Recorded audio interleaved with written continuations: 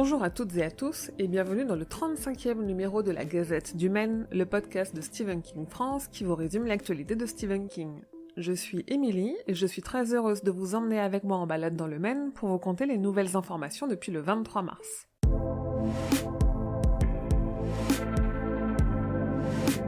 « 46 ans.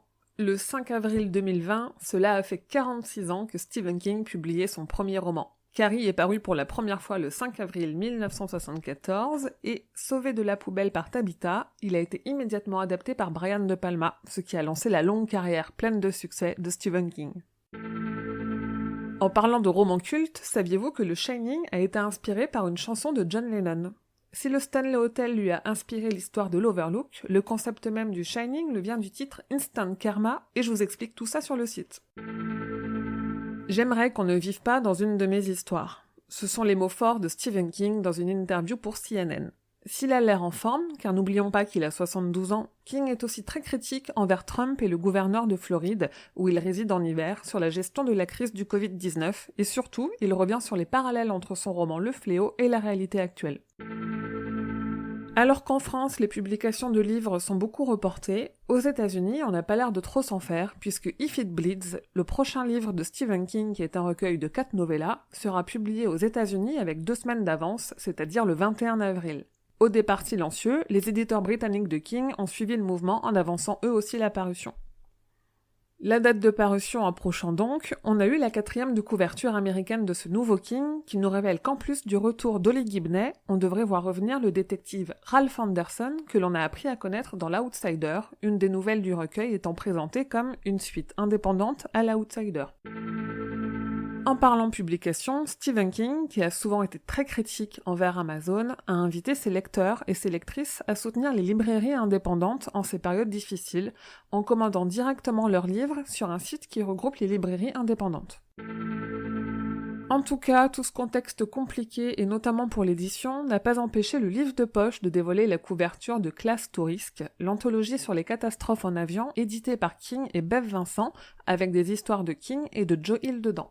La sortie est toujours prévue pour le 6 mai. À l'automne, ActuSF éditera en français Shining in the Dark, une anthologie qui contient The Blue Air Compressor, une nouvelle de Stephen King, jusqu'ici inédite en français. Le 2 mars dernier à New York, Stephen King a reçu un Audie Award pour honorer l'ensemble de son œuvre. Sur le site, je vous ai traduit le long discours de Joe Hill en l'honneur de son père et le discours de remerciement de Stephen King.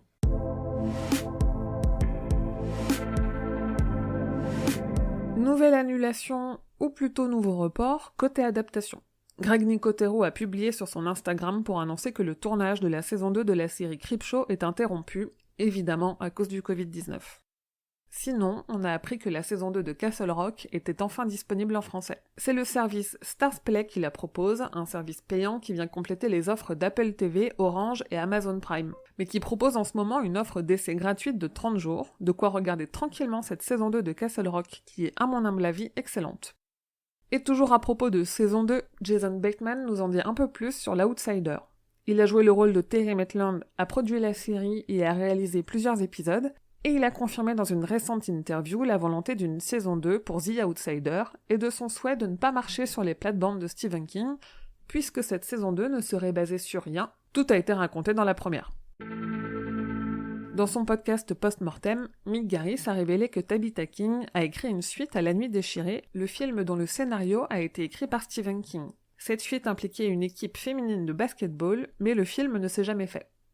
D'ailleurs, en Allemagne, une version collector de La Nuit déchirée est à vendre, avec un buste géant de Brian Krause dans son rôle de Charles Brady.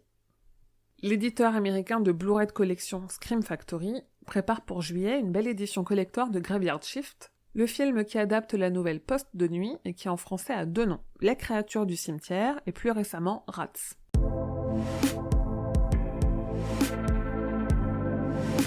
Avec le podcast Le Roi Steven, on continue notre exploration de la Tour Sombre et dans l'épisode de mars, on vous parle de la nouvelle Les Petites Sœurs d'Eluria, parue dans le recueil Tout est fatal. Greg Nicotero s'est associé à la société Incendium pour nous proposer tout au long de l'année des produits dérivés de Creepshow, a priori tous à l'effigie de la créature et hôte de la série The Creep. Les 2 premiers objets de collection ont été dévoilés et valent le coup d'œil. Une statuette de 30 cm et surtout une magnifique lithographie limitée à 200 exemplaires qui brille dans le noir. Double Experience, un groupe de geek rockers d'Ottawa, a rendu hommage à Misery de Stephen King avec leur chanson Your Biggest Fan et son clip. Et sur les réseaux sociaux de Stephen King France, vous pouvez voir l'avancée de la sculpture en bois dans le jardin des King à Bangor, dont je vous parlais dans la dernière gazette, et c'est vraiment très chouette.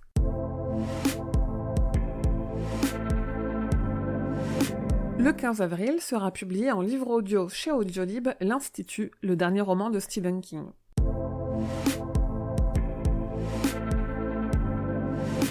Et voilà, c'est tout pour la gazette numéro 35. Rendez-vous dans 2 semaines pour le prochain numéro. J'espère que tout se passe pour le mieux pour vous et vos proches et que vous faites bien attention à vous. Si vous souhaitez m'aider à faire grandir la Gazette et Stephen King France, n'hésitez pas à liker, commenter, partager, mettre des étoiles et si le porte-monnaie vous en dit, à me donner quelques pièces sur le Tipeee.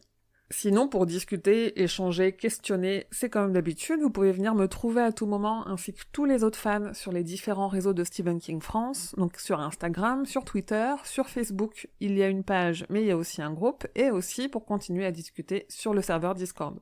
Et rendez-vous sur le site stephenkingfrance.fr dans l'article de cette gazette numéro 35 pour avoir plus de détails sur toutes les infos dont je viens de vous parler. Je vous dis merci et à bientôt, fidèles auditeurs et auditrices, que vos journées soient longues et vos nuits plaisantes.